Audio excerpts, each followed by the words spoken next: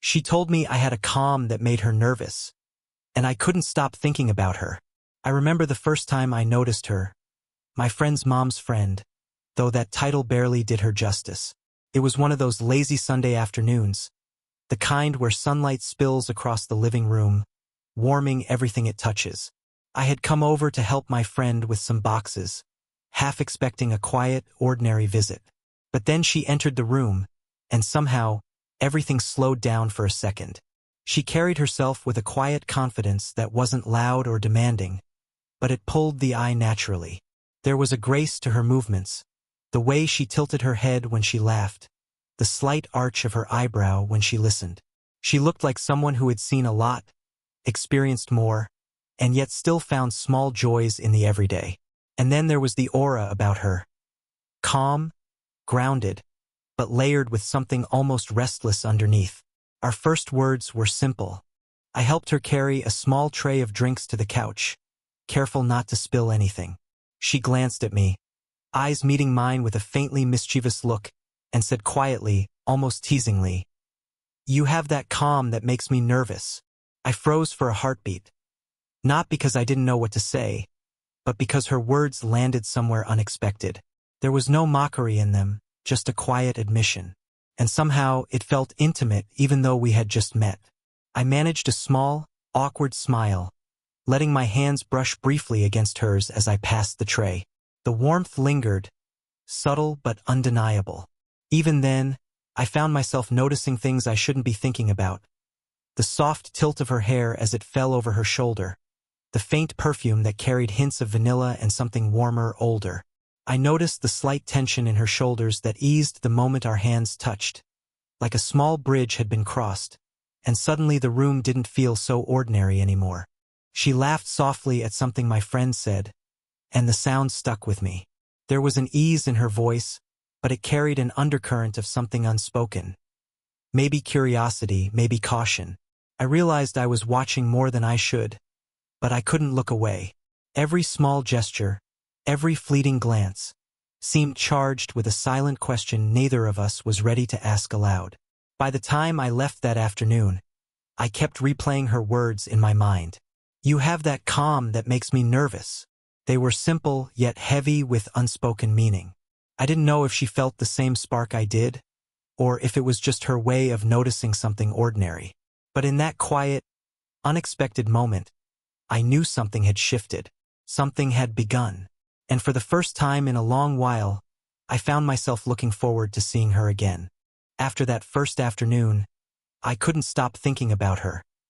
The way she carried herself, the warmth in her gaze, and that quiet, almost teasing comment about my calm. I told myself it was nothing, just a fleeting curiosity. But life has a funny way of forcing moments that feel anything but coincidental. Over the next few weeks, I kept running into her at small gatherings. Sometimes it was at my friend's house when I came over to help, sometimes at the little cafe she favored, and occasionally just in passing at the neighborhood park. Each encounter was ordinary on the surface, yet charged with something I couldn't quite name. There was a rhythm to it, a push and pull of familiarity and hesitation that made my chest tighten in ways I didn't expect. One Saturday afternoon, I was helping carry groceries into my friend's kitchen when I saw her standing near the counter, arranging a small bouquet of flowers. She looked up, caught my gaze, and smiled. A smile that reached her eyes and made the corners crinkle in that subtle, graceful way. For a moment, I forgot why I was there. I offered a small, awkward greeting, and she tilted her head, studying me just long enough for my stomach to flutter. We fell into conversation, casual at first. She asked about my classes, my work, my plans, questions that were simple, but when she asked them, they felt loaded with genuine interest. I found myself listening more than I spoke, noticing the way her hands moved as she talked, the soft cadence of her voice, the slight pause she took when thinking before responding. Every small gesture became a thread in a growing tapestry of attention and intrigue. Our shoulders brushed as we reached for the same cutting board, and for a split second, I felt the warmth of her hand against mine. Neither of us pulled away immediately. There was a fleeting, shared awareness in that contact, a quiet acknowledgement that lingered long after the moment passed. I told myself it was nothing, but my heart didn't agree. Later, as we walked toward the door to leave, she leaned slightly closer when I spoke, as if drawn to the sound of my voice. I noticed the faint perfume she wore, soft and comforting, lingering in the air around her. When she laughed at a joke my friend made, I caught her eyes looking at me for a brief instant, curious, playful, and searching. Every encounter left a residue, a subtle ache of anticipation. I started noticing her in ways I hadn't expected. The way sunlight caught the gold highlights in her hair, the delicate curve of her smile, the quiet confidence she exuded even in casual conversation. And she, I realized, was noticing me too.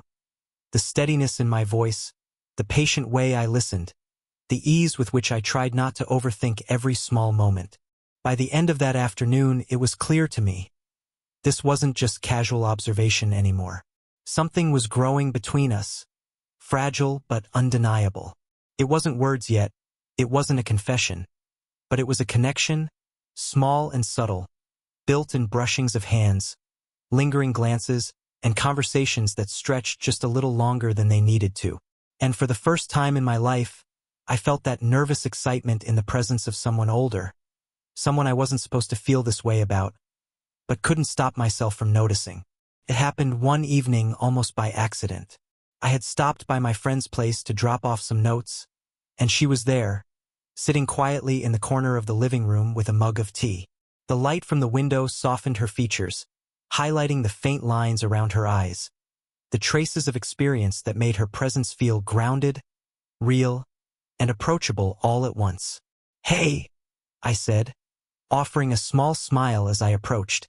She glanced up, returning the smile, but there was something in her eyes, hesitation, a subtle curiosity. She patted the seat next to her, and without thinking, I sat down, leaving just enough space to respect her comfort. We started with small talk, the easy kind about the weather, mutual acquaintances, and weekend plans. But gradually, the conversation deepened, sliding into territory neither of us expected. She spoke softly about challenges she had faced recently, moments of doubt at work, a strained relationship with someone she had once trusted. Her voice carried a vulnerability she rarely showed to anyone, and I listened with intent, letting her words settle in my mind before responding. "You always seem so calm," she said quietly after a pause, her fingers wrapping around her mug. "It's unnerving, actually. I don't know why, but being around you makes me, I don't know, have to look at myself differently." I hesitated, unsure how to respond. I could feel the weight of her honesty pressing gently against the space between us. I offered a quiet laugh, soft, almost nervous. "I think that's probably a compliment," I said. But there was more I wanted to say, how I noticed her too, how her calm exterior hid layers of strength and fragility that fascinated me. We lingered in conversation long after the initial topic had passed. Our words floated on a quiet undercurrent of trust, each revelation opening a window into the other's world. Her hand brushed against mine as she reached for her cup, a fleeting contact that sent a warmth up my arm. She didn't pull away, just let her fingers linger a fraction longer than necessary, and my heart caught in my chest. I noticed the small, unconscious ways she leaned slightly toward me when she spoke, how her eyes searched mine for a hint of understanding, approval, or perhaps something more. I mirrored her posture subtly, just enough to create a quiet symmetry, a sense of closeness that wasn't forced but simply existed. By the end of the evening, something had shifted. There was a quiet intimacy in the space between us, a gentle understanding that neither words nor actions fully captured. I left with my mind replaying every glance, every subtle gesture, every pause that carried more meaning than the conversation itself. That night, I realized that this connection wasn't just curiosity anymore. It was something deeper, a fragile bridge forming between two people who hadn't expected to meet in this way. And with that bridge came the unspoken question, hovering just at the edge of consciousness. What could happen if we let ourselves cross it? It was another ordinary gathering at my friend's house, but that evening carried a subtle electricity I didn't fully understand at first. She was there, naturally, moving gracefully through the room as she laughed at something someone said. I had learned by now to notice the small details. The way her eyes sparkled in the light, the gentle sway of her posture, the soft cadence of her laughter. I felt my chest tighten slightly each time she glanced in my direction. Then it happened. A minor accident. A spilled drink, the kind that barely makes a sound but draws attention immediately. She jumped slightly, startled, her hand trembling as she tried to steady the glass. Without thinking, I stepped forward, reaching to steady the cup before it toppled completely. Our hands brushed, lightly, almost imperceptibly, but enough for a jolt of awareness to ripple through me. "Thank you," she said softly, her voice a mixture of relief and something else I couldn't quite name. Her fingers lingered on mine for just a fraction of a second longer than necessary, and in that pause, I felt an almost magnetic pull, a subtle acknowledgement that neither of us wanted to let go. I smiled, the kind of small, genuine smile that comes from a place of warmth rather than habit. "No problem," I said quietly, but my voice betrayed a little of the racing in my chest. She returned the smile, eyes meeting mine, and for a moment, the world felt narrowed down to that single contact, that brief, fleeting touch. Later, when she leaned on the counter to sip her drink, I found myself standing a little closer than necessary. There was a comfort in proximity now, a subtle tension that hadn't existed before. She shifted slightly, our shoulders brushing lightly. A quiet laugh escaped her, and she didn't move away. Instead, she let the contact linger, just enough for both of us to feel it. It was strange, really, how something so simple, a touch of a hand, a brush of a shoulder, could feel so loaded with meaning. I became acutely aware of her scent, the faint perfume that had lingered in my mind since our first meeting, and the warmth of her presence, radiating subtly yet undeniably. My own body responded in kind, shoulders relaxing, heart beating a little faster, a quiet awareness of her nearness that was impossible to ignore. When the evening wound down, we found ourselves standing side by side, finishing chores or chatting quietly. Our hands brushed again as we reached for the same dish, and this time, neither of us moved away immediately. We shared a brief, unspoken acknowledgement, a delicate tension that said more than words could. By the time I left that night, I was certain of something I had tried to deny before. This wasn't just fascination anymore. Every glance, every accidental touch, every lingering proximity had built a quiet bridge between us. And while nothing had been said outright, the first physical connection, small, respectful, charged with unspoken meaning, had been made. For the first time, I realized that I was no longer just drawn to her presence. I was drawn to her, to the person beneath the confident exterior, and that subtle tension, that nervous electricity, had only just begun. The days after that first accidental touch, after those fleeting brushes of hands and lingering glances, felt different. Every time I thought about her, a quiet tension built in my chest, an ache that was both thrilling and unnerving. I kept reminding myself of the obvious. She was older, more experienced, a friend of my friend's mom, and yet, every interaction, every small shared smile or casual touch, pulled me closer in ways I couldn't fully control. I noticed it the most when we ran into each other unexpectedly.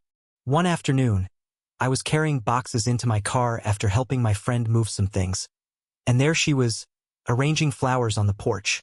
Her eyes met mine, and I felt that familiar warmth, but it was now layered with hesitation. Mine and, I suspected, hers. I forced a smile, keeping my distance, but couldn't stop my gaze from tracing the graceful line of her shoulder, the curve of her neck as she turned slightly toward me. That night, alone in my apartment, the tension didn't fade. I replayed our interactions endlessly, her hand brushing mine, the slight pause when our shoulders touched, the way she lingered in conversation just a moment too long. I questioned myself. Was I imagining things? Was this just admiration that had nothing to do with attraction? But deep down, I knew the truth. I wanted her in a way that was quietly urgent, but I also wanted to respect the boundaries life and circumstance had drawn.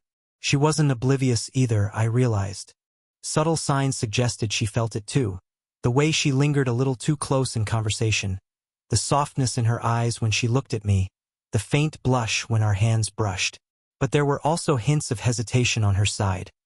A careful pause before speaking, an almost imperceptible step back when the moment felt too close. That push and pull, the magnetic attraction tempered by caution, made every encounter feel like walking a tightrope.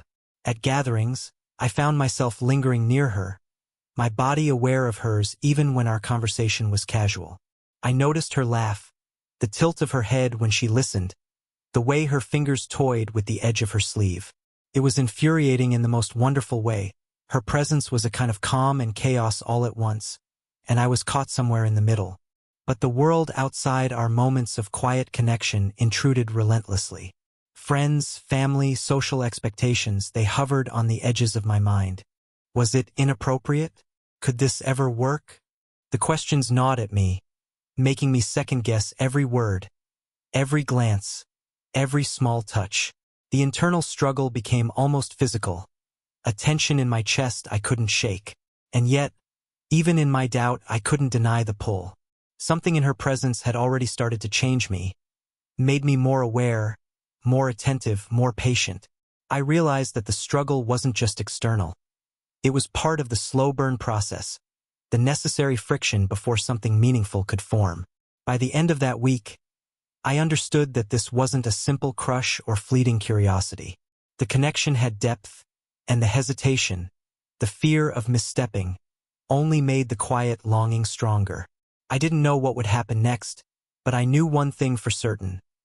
Whatever this was between us, it was real, and it was inevitable. It was late evening when it happened, one of those quiet, almost accidental moments that linger long after they've passed. The gathering had ended, and most of the house had gone quiet. I found her in the living room, sitting near the window with a warm cup of tea, the dim glow of the lamp catching the soft highlights in her hair. She looked up as I approached, and there was something different in her eyes tonight. Less guarded, more open, as if she had decided to let me see something usually hidden. "Mind if I sit?" I asked quietly, gesturing to the spot next to her. She patted it, a gentle invitation, and I eased myself down beside her. The space between us was comfortable but charged with subtle tension, a slow-building warmth that neither of us tried to ignore. We began talking, first casually, but soon the conversation drifted into more personal territory. She shared memories, regrets, and quiet fears, and I listened with my full attention, letting her words fill the space between us. I realized she was allowing herself to be vulnerable with me in a way she rarely allowed anyone. Each story, each pause, seemed to weave a delicate thread between us, binding us in shared understanding. At one point, our hands brushed, again, but this time it was different. There was a conscious choice to linger, a quiet acknowledgement of the connection we were both feeling. She didn't pull away and I didn't move. Instead, we sat there, letting the contact speak for us. I could feel the warmth of her skin, the slight tremor in her fingers as she adjusted the mug, the faint but familiar scent of her perfume. "I don't know why," she admitted softly, her voice barely above a whisper. "But being around you, it makes everything feel lighter, and yet heavier at the same time." Her eyes searched mine, vulnerable and unguarded. I reached for her hand, letting my fingers rest gently over hers, and she allowed it. The simple touch carried more meaning than any words could. Trust, curiosity, and a quiet desire, all wrapped in one. We fell into silence, the kind that isn't empty but full of unspoken truths. I noticed the subtle way she leaned slightly toward me, how her gaze lingered on my face, how her breath seemed to catch just a little when I smiled. I mirrored her posture, leaning in just enough to close the distance, to share the warmth, to acknowledge the electricity that had been building for weeks. For a long moment, we simply existed in that space together, hands touching lightly, shoulders brushing, breaths synchronized. There was no rush, no expectation, only the recognition that something profound had started between us. The tension, the hesitation, the quiet longing. It all converged in this single, fragile, beautiful moment. By the time the conversation ended, something unspoken had been agreed upon. We had crossed a threshold. The emotional intimacy, the quiet vulnerability, the gentle, charged touches. They had revealed a truth neither of us could deny. Whatever the future held, we both knew this connection was real, and it mattered. The following weekend, I found myself back at my friend's house, though this time the atmosphere felt different. Lighter, quieter, charged with anticipation. Most of the guests had left, leaving only the soft hum of the evening and the occasional clink of dishes from the kitchen. She was there, sitting on the couch near the window, a blanket draped over her shoulders. The golden light of the setting sun cast a warm glow across her face, making every detail, every line, every curve, every subtle expression feel impossible to look away from. "Hey!" I said softly, settling into the chair across from her. She glanced up, and there it was again. The mix of curiosity, warmth, and that quiet vulnerability that had drawn me to her weeks ago. She smiled, small but genuine, and for a moment, the world outside this room seemed to disappear. We started talking initially about trivial things, how her week had been, the weather, the little absurdities of daily life. But soon, the conversation shifted. The pauses, the glances, the gentle touches that had accumulated over weeks of careful observation. All of it came rushing to the surface in subtle ways. Her hand brushed against mine as she reached for her mug, and this time, neither of us pulled away. Our fingers intertwined naturally, almost instinctively, as if confirming the connection that had been building for so long. "I've been thinking," she said quietly, her eyes meeting mine with unflinching honesty, "about us, about how this started and how strange it feels. And yet, how right it also feels." Her voice trembled slightly, betraying her attempt at composure. I reached up to gently touch her cheek, careful and deliberate, letting the warmth of my hand rest there for just a moment. "I feel the same," I whispered. "I've been trying to figure it out, but it's impossible to ignore. Being near you, it's different from anything I've ever felt."